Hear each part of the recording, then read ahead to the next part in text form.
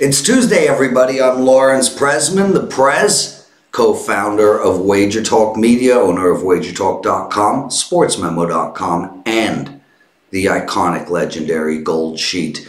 Lots to talk about today. A ton of hockey games on tap. Like normal, we'll take apart 4 games in depth, and then we'll do the last minute of play where we look at every other game very quickly. 3 promos today, so stay tuned for that. Carmine Bianco joining us, and the legend himself, Dave Cokin. Let's bring him in. And Dave, let's just start right off the bat with Clemson or LSU. Did you bet? I made a small half-unit bet and gave it out as a free play on the wrong side. I didn't like the game much. I made LSU 4.5. Number was 5.5, so I went with slim value. Better team won, no question about it. And congrats to everybody on LSU. They were the right side. Yeah, Burrow, man. I mean, really a season for the ages. I don't know how much better it gets than what he just put down. It's going to be exciting to see if he translates into Sunday. I think he should. The Bengals should hire Joe Brady and bring him in as the offensive coordinator. Yeah, that's not a bad. A bad call. I agree, and he has experience in the NFL as well. I would seriously. I'm not saying that as a joke. I'd do it. I want those two together. Carmine Bianco, how are you, my friend? I'm good. I was on LSU. I've been on LSU all year. I think I do that Saturday fantasy sports show, betting show out of New York and New Jersey with Sean and Gabe and Joe, and all year I've been saying LSU is going to win the national championship. I said it every week. I had to reaffirm it so no one would say I jumped on the bandwagon on the championship game. But they're just phenomenal. That defense, it just goes to show you the odds are already out for next year's national championship, and it just goes to show you the level you need to play at to make it to one of those 4 playoff spots. And I don't think there's more than 4 or 5 teams that play at this level. Dave, you can correct me if I'm wrong. No, I don't see more than 4 or 5 teams. It might go a little more than that, but not much. There's a huge division between the cream of the crop and everybody else. Yeah. All right, just like at WagerTalk.com, there's us, and then there's everyone else. I'm the Prez, Dave Cokin with us. Carmine Bianco, we're talking hockey. Boys, I want to give out the first promo because we were talking about the game last night. And, well, I had a 5% play on Saturday, Tennessee, outright winner. I had a 5% play last night on LSU, easy winner. And very rarely do I have 3 5% plays in a 4-day period, but when it happens, and well, it's happened. I have a 5% play up in hockey, and check this out. And Dave, I know you're a busy man. You don't follow everyone's hockey plays over at WagerTalk.com. I'm on a 9-0 NHL run. That'll work. After tonight, double-digit perfection. I'm also 11-1 in my last 12 5% plays. Half price for all our Puck Time listeners. My play is $40. You can get it for $20. It's an NHL 5% play. Head over to WagerTalk.com. Use the promo code PREZ20. Also, if all of you guys could go out there and buy the most expensive noise-canceling headphones ever, they're by Sony. I'm wearing them right now. My voice sounds so good in them. I highly recommend it just for my voice. Let's get into it, boys. I want to borrow those when I go to Europe in September. I'll tell you what, Carm.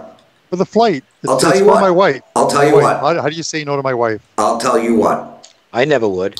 Dave is my witness. I will buy you a pair. And yes, Dave will... Well, what the hell? I want a pair too then. Yeah, maybe.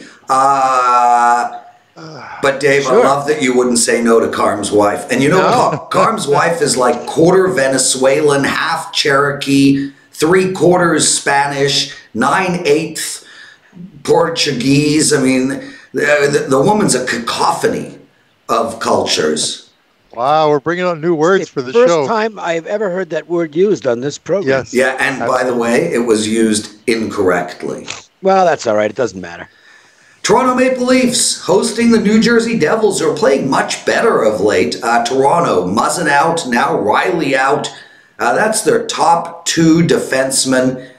I know New Jersey's not a scoring juggernaut, but man, I just ride the over here, Dave. 6.5. Toronto's going to put up 4 almost every night, and now they literally have nobody on defense. What do you like? Well, the interesting thing there is, though, that they're all such a bad performance on defense. I mean, they just hung the goalie out to dry in that Florida game.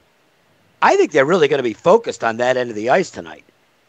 So I'm not sure I'm and I'm not a totals guy, so not like I'm trying to talk anybody off or over, but I think the Maple Leafs are going to try and play a little closer to the vest tonight. That was an embarrassment at Florida over the weekend. And so I certainly am not going against the Maple Leafs here, and I suspect they might try and close ranks tonight and play some defense for a change. Yeah, and Dave, I don't disagree. I mean, I think they're going to try really hard. I mean, I try every day to be 6'5". I've never accomplished it. Does Morgan Riley really mean? Morgan Riley is a good offensive defenseman. I don't know that his absence hurts them that much defensively.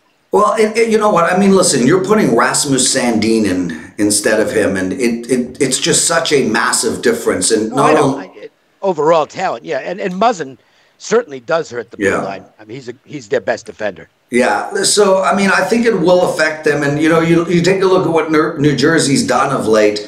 3 against Tampa Bay, which is impressive. 5 against Washington.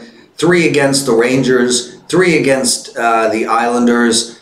I mean, I really expect them to put up 2 to 3 goals. I'd take Toronto in regulation too, but it's just too big a price. Carm, where are you going in this one? Even though the numbers are bookmaker-wise are edging to the over in this game, I watched both those games. The New Jersey Tampa Bay game. I watched the New Jersey Washington game, and New Jersey just did an absolutely phenomenal job against 2 very good offensive teams of shutting down center ice. They couldn't get through that neutral zone. And no, it's not the New Jersey neutral zone trap of years past.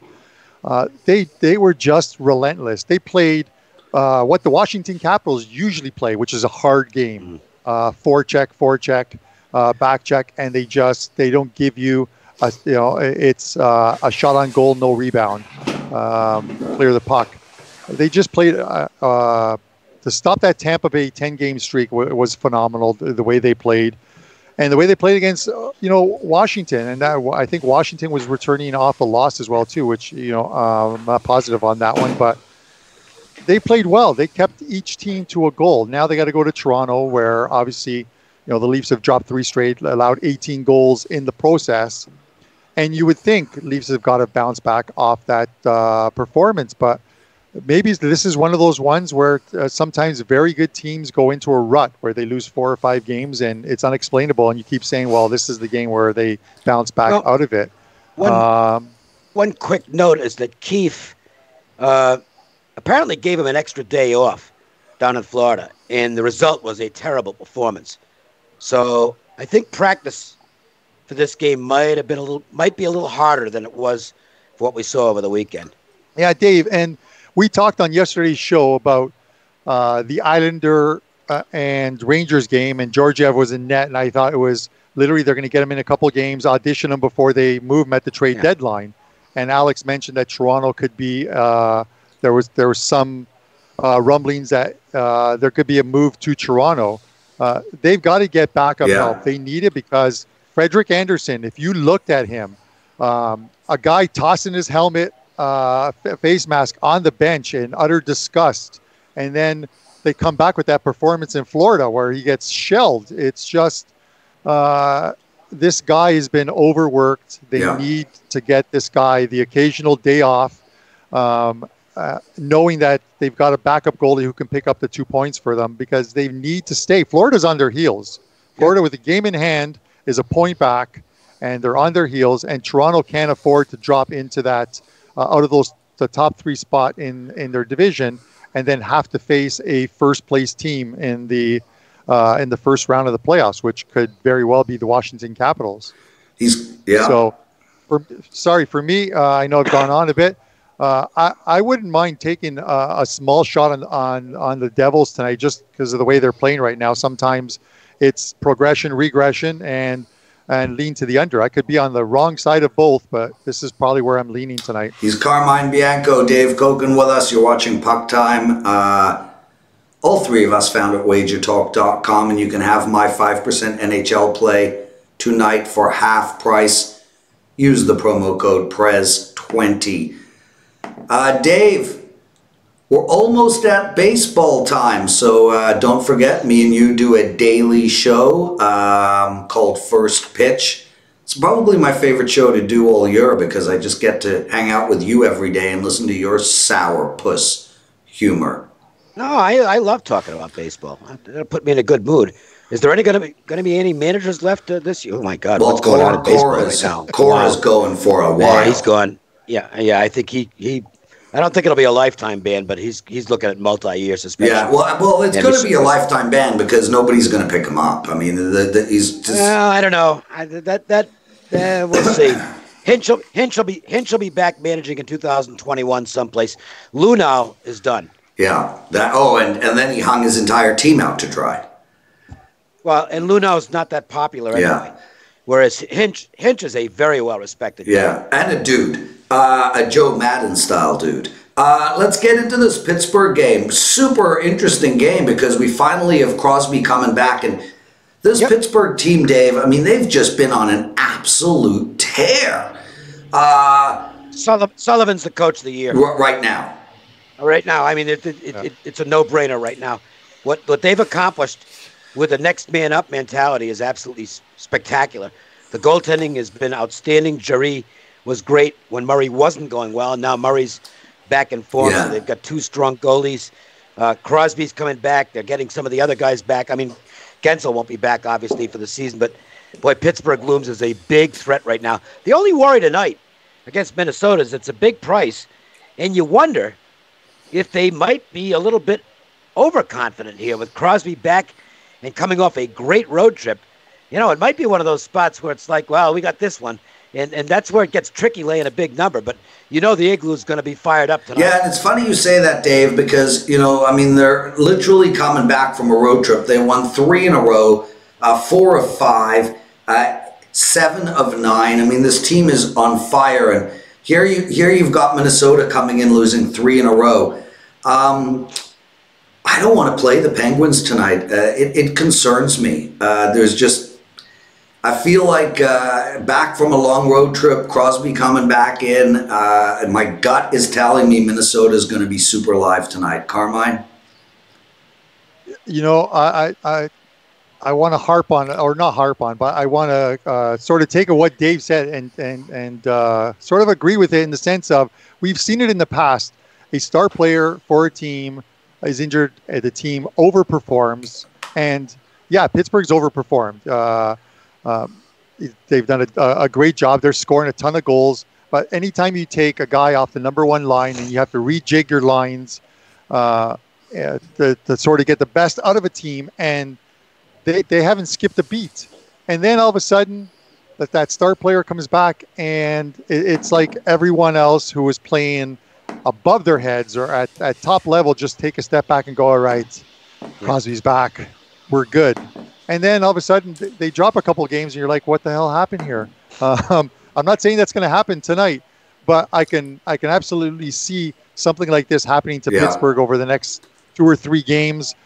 Maybe not tonight, because I think the Minnesota Wild are completely regressing to where they should have been. They had that 12 or 13 game stretch where they were playing some great hockey, but we knew that wasn't the Minnesota Wild that we would eventually see as the season panned out. I would lean to the over here. It's at 6 right now, minus 120, I think, on the over. The Wild may get a couple goals, but this could be one of those 4-3 games, which if you look at Pittsburgh's last 3 games, they've all been 4-3 score lines. They're scoring goals. They're over their last 10, I think they're averaging at least 4 goals a game, which is pretty damn good in the NHL. Carmine Bianco, 7-1 NHL run, 11-2 all sports run. We put up a promo yesterday. We're going to keep it running all week. Get the rest of his NHL season for half price, $345. Just head over to WagerTalk. Use the promo code CARM345. That's CARM345. Dave, let's talk Boston, Columbus. Boston, Marchand last night kind of messed up. Oh, did you see that? Oh, my God, that was unbelievable. If for those who didn't see it, I think most people watching this program probably did because this is a hockey crowd. But I think I've seen that like once before in a shootout where a guy just overskated the puck right at the outset. But that was boy, that was embarrassing. Marchand last night. If you haven't seen it, check the highlight or the low light. TSN up in Canada last night had that top 10 thingy where they showed the top 10 worst shootouts, and man, there was that one where he went left, then right, and then his legs went up from under him, and he went flying into. Do you know what I'm talking about? Into the boards. It was amazing. Amazingly bad shootouts. It was. I'm very happy with the way that game went on a couple of notes, but I had the over 5.5, and the LSU game was about to start, and then the Bruins scored to make it 4-2, and I told the guy, okay, you guys can switch to a different game on the TV. I was at a sports bar, but it was great. 23 minutes into a game and you cashed your over, but. Watching that penalty, it was hilarious because, Marchand, what he does, he usually his penalty shots or his shootout shots, whatever you want to call them, he comes in very quick and he takes it on the heel of his stick each and every time. Yeah. Well, this time the heel of his stick was above the ice, just enough to move the puck a few inches, but for him to completely miss it. And anytime you make contact with the puck, and you've skated past it, it's done. It's considered a no goal, and that's the way they went out. Maybe he sheds that embarrassment tonight and has a big game against Columbus. Well, I think that's where we're going, right? Here's the tough part. I've got to wait to see some regression from this Columbus team. I lost some money taking what I thought were good spots against this team, and Tortorella's got them playing great defensive hockey. They haven't missed a beat since Korpisalo went out. Merzlikins has been tremendous. I mean, they're just a very hot team. The flip side of it is the Bruins have to be pissed. I mean, that's a 5-2 lead that they blow last night at Philadelphia and end up only getting 1 point. And the thing on the Bruins is they're a weird team. They have been phenomenal playing with rest off a win. But off a loss, not as good. So I'm not automatically looking at this and say, well, the Bruins are going to rebound in a hurry here. This Blue Jackets team is going to stifle them, playing positional hockey. I think this is going to be a tough game for Boston, and it's not a play for me. I'm staying far out of this game, but I'm not going against Columbus. I can tell that. So Dave, I'm with you, man, and I think Columbus actually is the play tonight. I'm not going to get to the window because I don't like to step in front of Boston, but you've got a well-rested Columbus team, 3 days off, playing a Boston team on the traveling on the road in a back-to-back situation, who played a fast-paced shootout hockey game last night. Columbus, Carm, I mean, this team, they've won 3 of 4. They've won 5 of 7. They're 2 points out of the wild card. By the way, Dave, we don't call him Tortorello on this show. We call him the Fawns. Torts. The Fawns. Okay, I call him Torts. The Fawns. Go look at pictures of him and Henry Winkler. They're identical. It's like his twin. Carm, I like Columbus here, plus 120. Where are you going? Yeah, you know what?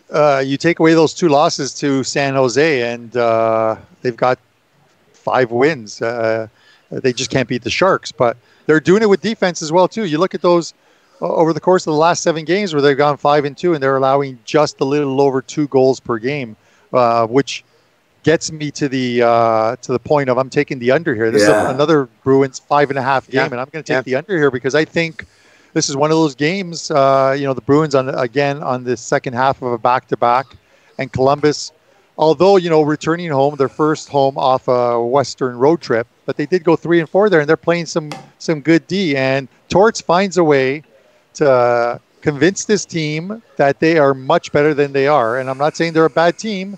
I don't think they're going to make the playoffs, but he gets them to play a very good defensive game, and that's what they're going to need tonight to beat the Bruins. But I see like one of those 3-2, 3-1 type games again tonight. Dave? So under for me. Beware one thing, and I mean, it doesn't work all the time, but it's still a big winner for 3 years now. Next game, after playing in Las Vegas, and Columbus is in that situation tonight, that's a go against. So it's going to keep me out of this game. I like Carm's take on this game. I think the under is live. One thing's for sure is if this game goes to a shootout, you might as well bet Columbus because the Bruins are now 0-8 in shootout. I thought it was 0-7, but 0-8. Okay. I think I think with yesterday's it's 0-8. And to me, that's worth picking up Korolev. Like that reason alone is worth picking up Korolev. I think he's the greatest penalty shot artist maybe of all time. Well, the Bruins are going to make a move at the deadline. I'm quite certain of that. They're very close, and one piece could make the difference and put them in the catbird seat as far as winning the cup goes. They've got as good a chance as anyone. Yeah, well, and they are so well coached, so well managed. I mean, this team is put together so brilliantly. People forget Pasternak is 24 years old. He's ridiculous. And McAvoy is young. I mean, on and on and on. I mean, this team has got, 3 or 4 absolute monster veterans at the end of their career and a young team around them. And Chara is actually from another planet where at his age he's not really that old. Well, listen, you know what? We saw it with Chelios, right? Like, if Chara was playing forward, he would not be playing any longer. And if he was playing quarterback, he certainly would have been retired. It's just one of those positions in sports where you could play longer than most people. And he's so tall with such long reach. Anyway, boys, let's get moving. Vancouver Canucks. Dave, I'll go to you on this game. I mean, this team, they went and lost 2 to Tampa Bay in Florida, and then they came back, bounced right back, won 2 in a row against Buffalo and Minnesota, and they're just ridiculous. They're playing so well right now, and they're playing against a Winnipeg team that really needs a win, sitting outside of the wild card spot by a couple of points. Yeah. I think Winnipeg's kind of gotten back to where we thought they would be at the start of the season. This team was projected by most as an outside the playoffs team this year. And I think they really played over their heads for what amounts to the first half of the season, and they seem to be going the other way now. Great job by Nashville, completely shutting them down on Sunday. And the Canucks they're just hot right now. Markstrom has been really good in goal. I mean, the occasional game where he just falls apart, but for the most part, he's been tremendous. And the Canucks are on a roll right now. I don't think I want to step in their way. Yeah, Carm, what do you like in this one? I'm willing to step in the middle of their way. I think, well, as far as like Winnipeg goes, that game against Nashville, they played a pretty good game, but Nashville played lights out. Nashville's won 2 in a row now. Since that coaching change, they did lose the first game at home against the Bruins, but since then they look pretty damn good. And I think they'll also win tonight against Edmonton. But Winnipeg was coming home off a 4-game road trip. I'm not saying you always have to fade a team returning home off a road trip, but that could have a little bit to do with it. Vancouver, you look at their last 4 games, they're not as bad as those 2 games down in Florida where they got blown out 9-2 and 5-2, and they're not as good as the last 2 games where they beat Buffalo 6-3 and Minnesota 4-1. Yeah, and probably somewhere in between. I got to mention that the game against the Sabres, it was Carter Hutton in goal, and that's that's 2 points for the other team right now. I think I sent Dave a text alert saying Hutton in net today. I already knew that, and I did bet Vancouver in that game. That's 11 straight losses for the Sabres when he's in goal. Maybe we can send him to Toronto. Yeah, please no.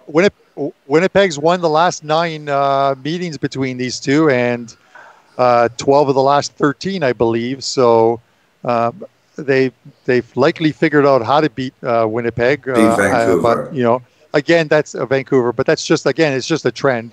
The teams that played 3 or 4 years ago are not the teams that are playing tonight.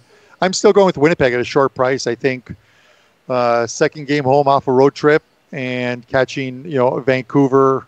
This is their 5th game in a row on the road. So before they return home, so I'll take a shot here at a very small price on Winnipeg. I think you're getting a good number. Yeah, I'm with you, Carm. I like Winnipeg as well. I prefer it be a little lower than 130, 135 because I don't want to get in the way of Vancouver. But I agree. I think Winnipeg's going to win this hockey game. Boys, it's the last minute of play. We're going to race through these games. Literally 15 seconds each of you per game. Before that, I want to give out all 3 promo codes. We've already given out 2. Carm345, his entire NHL season and playoffs for half price. That's Carm345. Prez345, half price for my NHL season and playoffs. That's Prez345. I'm up double-digit units in hockey this season, and I'm on a 9-0 run. And Prez20 for my 5% play tonight, half price off.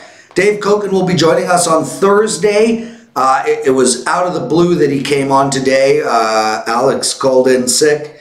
I'll have a big day of promos on Thursday for Dave Cokin, so check that out. It'll include his hockey promo for his hockey, and most importantly, a promo for his baseball, and it'll be the best baseball promotion we will offer this year. So check that out on Thursday.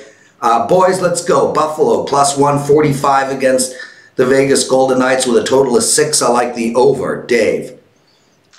Golden Knights should be happy to be on the road after a very bad ending to the homestand where they won the first 4 and lost the last 3, and they've been giving up the first goal now in 6 consecutive games. I think getting out on the road is just the right remedy for their ailments. I think the Golden Knights win tonight, but the price is steep. Carm? Price is steep. I do like the over. You're laying a short price to take the over 6 here. I thought it would be about a 6.5, so I'll take the over. Tampa Bay minus $1 million against the LA Kings. Last week I told you Washington would win by 2.5 at plus 300. I was right. I'd do it again right now. Tampa Bay minus 2.5 goals. 5-1 victory. Dave? I have nothing to add to that. I think Tampa might come out in a bad mood tonight after the last game, and that's bad news for the Kings. Carm? Yeah, pretty much same thing. I'm not going to take the game. I'm going to take the total. The only reason I'm not going to take the game is even though I think, and I said Tampa is on a tremendous run and they're going to have a great January. Sometimes when you see a team drop a game after a big losing streak, a big winning streak, they drop 2 in a row. We saw it with Washington. We saw it with St. Louis. St. Louis actually dropped 3 in a row after having their 9 or 10 game unbeaten streak broken. I like the under here. The Kings play some decent defense, and this could be one of those still 4-1 games. Prez, you win your bet, and it stays under the total.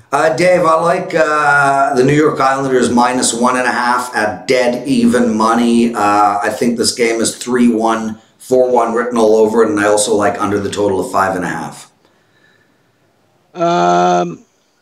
Where's the Islanders game? Who Detroit. Yeah, okay.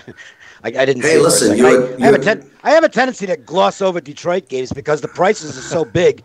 I'm not going to lay it against them, and I don't want the Red Wings. So the Islanders just kind of got embarrassed last night. They scored a goal 18 seconds into the game, take a 1-0 lead, and then gave up 6 in a row to the Rangers. Barry Trotz might not be real pleased about that, and that's bad news for the Red Wings. Carm? Yeah, they've got to sort out this defense that having problems. Detroit's the under in Detroit games are 5-1-1 the last 7, but I do like that puck line minus 1.5 plus 100 right now with the Islanders. Hopefully Trotz gets them straight. Dave, I like the over in the Ottawa-Chicago game, 6.5. I think we're going to get a big score tonight.